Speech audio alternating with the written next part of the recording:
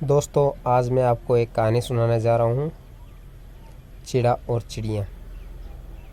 एक चिड़ा और एक चिड़िया दोनों एक बरगद के पेड़ के ऊपर रहते थे। दोनों में बहुत ही अच्छा प्रेम था। एक दूसरे के बिना दोनों नहीं रहते थे। एक दिन चिड़िया व चिड़ा दोनों बैठे थे तो चिड़िया चिड़े को बोलती है, अगर मैं इस दुनिया में नहीं रही तो आप कैसे रह पाओगे।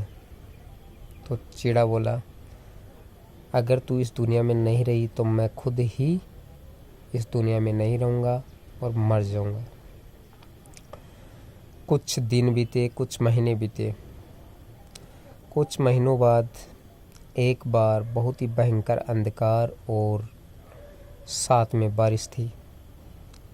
चिड़िया अपने घोंसले में बैठी थी अपने बच्चों के पास। तो अंधकार व ओले इतने भयंकर थे कि चिड़िया अपने बच्चों को बचाने के चक्कर में खुद की जान दे दी।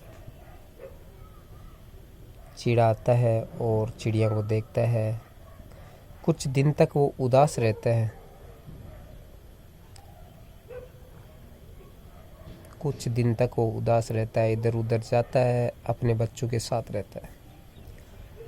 लेकिन कुछ समय बाद उस चिड़े को किसी दूसरी चिड़िया से लगाव हो जाता है और वो चिड़ा उस चिड़िया के प्रेम जाल में फंस जाता है और उस चिड़िया से शादी कर लेता है।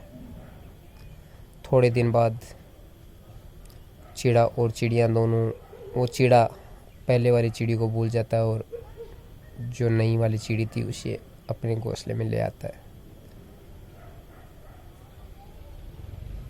घोंसले में ले आता है। बच्चे अभी छोटे होते हैं। वो चिड़िया जैसे ही घोंसले में आती है,